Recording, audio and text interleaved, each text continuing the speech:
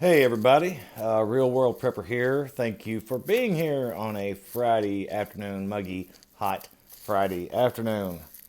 At least it is here. I don't know how it is in your neck of the woods, but it is. It has been one heck of a hot streak.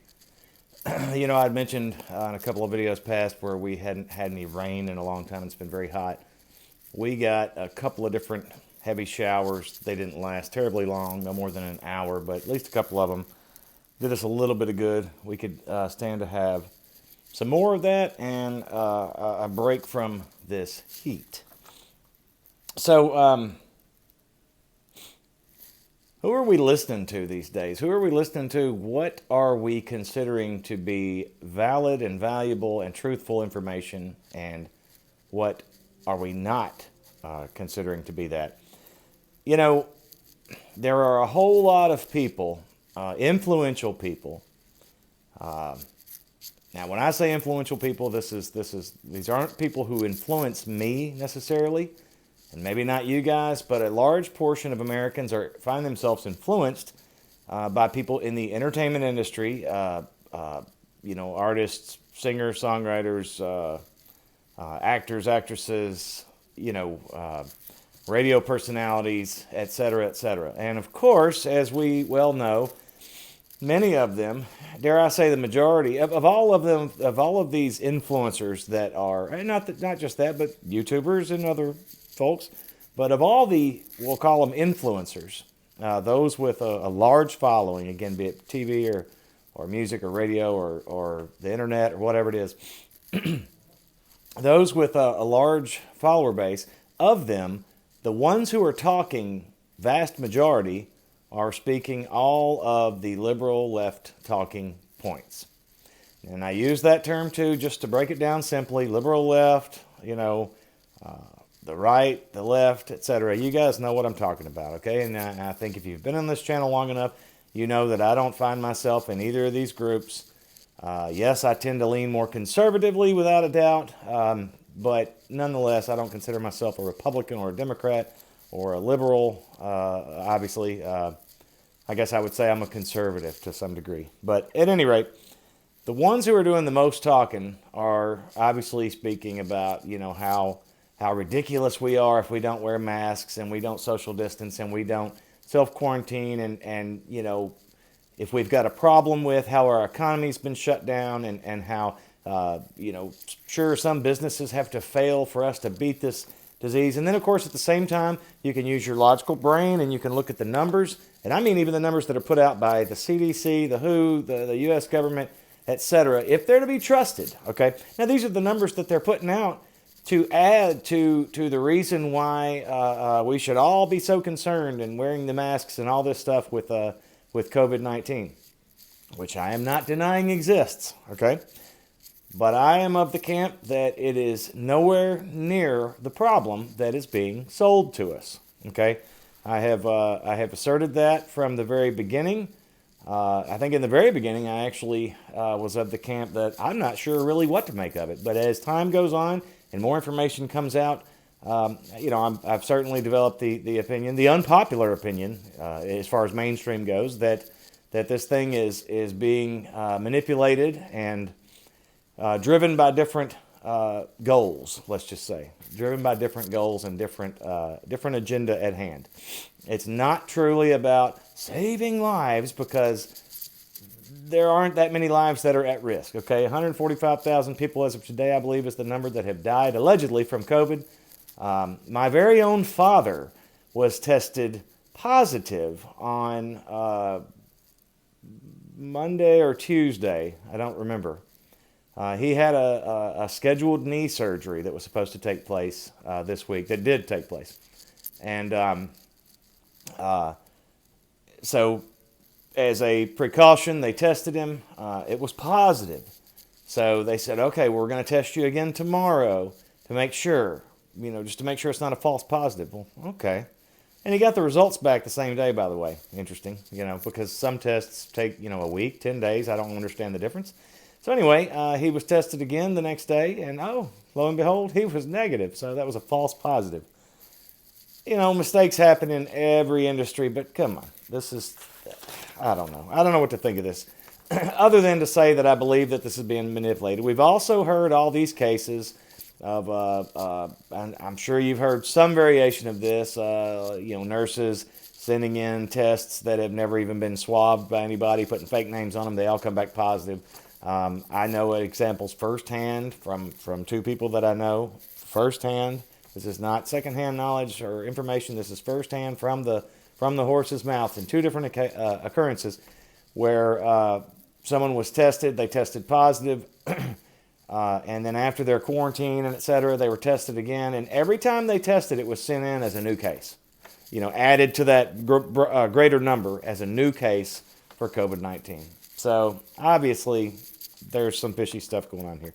Now, as this is going on, we've got other crazy things that are happening that to me speak to the larger plan of little by little chipping away, or really great by great, big steps by big steps, chipping away, taking away of freedoms that we hold dear and ways of life that will go by the wayside. And when I say ways of life, what I mean is some of the freedoms that you had, some of the things that you were able to do freely as an American at your own risk, you don't have that choice anymore. Big Daddy government is making sure they're going to hold your hand. They're going to tell you what you can do, when you can do it, how you can do it. You're just supposed to, they say jump, and you're just supposed to say how high. Okay? So an example of that, you guys have undoubtedly, well, I don't know, maybe you hadn't heard of this, but the Linscotts in Kentucky, a couple, where the mother, Mrs. Linscott, if I'm trying to go from memory here, she was tested in lieu of traveling to see her parents and grandparents, I think it was, at some state over or something. And she tested positive. She was asymptomatic. Of course, the local health department there, wherever she is in Kentucky, advised her and her family to stay quarantined, and which she agreed to do, as I understand it in the article. And then, of course, the health department came to her with some forms that they wanted her to sign. And she didn't really agree with the wording of the forms, and so she said, no, I'm not going to sign those, but I will stay quarantined. And if I get ready to travel, I will let you guys know, and we'll go from there. We'll test again, whatever we got to do. So a couple of days go by, and they didn't like this now. A couple of days go by, and the police showed up at her home. I believe she said 8 or so police officers and a fully hazmat suit, donned guy from the health department with the forms again. She didn't sign the forms again. They put ankle bracelets, monitoring ankle bracelets, as if she's a parolee, on hers and her husband's ankles, and said the cops will be called, or the cops will be alerted and will respond to their house if they move more than 200 feet outside of the perimeter set there in their house by these ankle bracelets. Freedom, ladies and gentlemen, freedom, right here in good old US of A. Also, this is not necessarily COVID related, but this is agenda related. If we're going to go down that path, let's go down this path. The McClotskys, the couple out of St. Louis, where the peaceful protesters, right? The peaceful protesters that broke down gates into a onto private property, went down the street threatening that they were going to kill these people and other people there in the neighborhood, and talking about, I'm going to take that house, I'm going to move in there, and it's going to be my house, while others were saying, no, we're going to move in there and take everything out, burn the rest of the ground, we're going to kill you, etc., etc. And these people came out, this husband and wife came out and stood there, just as I would have. That I would take that as a threat, that is a threat. It was a threat. And they came out, of course. You saw, it's infamous now. The man had his AR-15 down, here, and which I'd have had it shouldered, but whatever. And of course, Miss McClotsky. And this is not an indictment on them, except to say that, she holding her gun like this with her finger on the trigger. That's why we want to train, ladies and gentlemen. That's why we want to train. We want to understand how to use these tools. And anyway, but I digress, because that still, they were within their legal rights, per the Constitution, per the Bill of Rights, per the Second Amendment, to protect themselves. And not to mention, they didn't have to have a reason to be walking around on their own property with a firearm if that's what they want to do. So Not saying that we should all be just brandishing our firearms while out cutting the grass. I'm not saying we shouldn't. I'm just saying, all that aside, they were in their legal rights. However, they have been searched and seized, guns taken. They're facing felony charges that if convicted, I believe they could face up to 4 years in prison. And obviously, they will not be able to own firearms again as it's felony and all that stuff. The world has flipped upside down, ladies and gentlemen. Your freedom of speech is just being squashed. And, of course, next will be the Second Amendment and so on and so forth. The Fourth, that's already out the window. They can just come in and do what they want. Jackbooted thugs, man, under the guise of safety for everybody, because we're no longer, as Americans, apparently, intelligent enough to take care of ourselves. A lot of people on the left would say, exactly, that's what we're talking about. But see, the people on the left that would say that, or any people that would say that, don't understand that it doesn't matter if we're just as dumb as a stump. Our rights are our rights. And if you begin to mess around with that, you begin a treacherous road down a road that you do not want to go. It will be bad for not only the people who you would seek to protect from themselves, but it will certainly be bad for you too. Anyone who would believe that and oppose everyone having the freedoms that were guaranteed in the Constitution and the Bill of Rights. One more thing I want to touch on is that how many of you know, I'm sure many of you do, but let me rephrase how I'm going to start this question. There are many people that have no idea that early voting is going on right now for your state representation, your House of Representatives and your Congress people. There are many people that do not understand that the primaries for those positions in federal government are going on right now. Do you notice that there are no mainstream news outlets, or at least I have noticed that there are no mainstream news outlets, and as you guys may or may not recall, I watch all of them and then sort it out. I watch your CNN, I watch your MSNBC, I watch Fox, I watch the CBSN or whatever it is.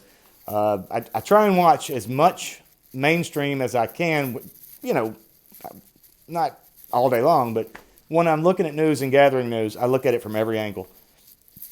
Excuse me, there is nobody talking about the fact that the early voting is going on now, not to mention that just Election Day takes place, the second week of August. These are important. These are as important, if not more, than the presidential election, which is important for sure, in November. This is where they want to hang us up. And of course, this happens every election cycle. I don't hear people talking about it. I don't see people being active. I'm calling for you guys to be aware of politics and how it goes for what it's worth, okay? Selection, election, whatever. But do it. Go out and vote. Go out and vote, for God's sake. Please, go out and vote. And as always, prepare. Always be preparing. If you can find any ammunition that is your ammunition, purchase it. If you can find the staples, the long-term stuff as far as food, medical, etc., you know the drill. Do all these things, preparation. Do all these things to prep. Because it's really only going to get tougher. It's only going to get tougher as we keep going forward, y'all. There is no question in my mind that it is just going to get tougher. So do all you can do now. Vote, pay attention, be prayed up, without a doubt. Make sure you're right with your Lord and Savior, because you've got to know how to respond, first of all, and you've got to know that you have a forever home once we're done with this little short burst on this earth. Now, while we are here, we need to do all we can do to love our fellow man and to take care of one another and to do what's right, regardless of how we are treated. We're told to turn the other cheek and just to do the right thing. We're also not told to be wimps. We are told to sell our cloaks and buy a sword. So, it's not at the expense of your own personal protection that we are to be kind, loving human beings, but it is to come first and to dominate the way that we live. So just some things I wanted to talk about. share with you guys. Get your minds thinking, get your wheels turning, your gears grinding, all of that good stuff. Thank you so much for joining me. I will see you on the next episode that we do. I may do another something this weekend. I'm not sure. But thank you for joining me on this Friday. Everyone have a lovely weekend. Enjoy time with your family and get some projects done. And just take care of yourself and each other. Thank you, Real World Prepper. Bye-bye.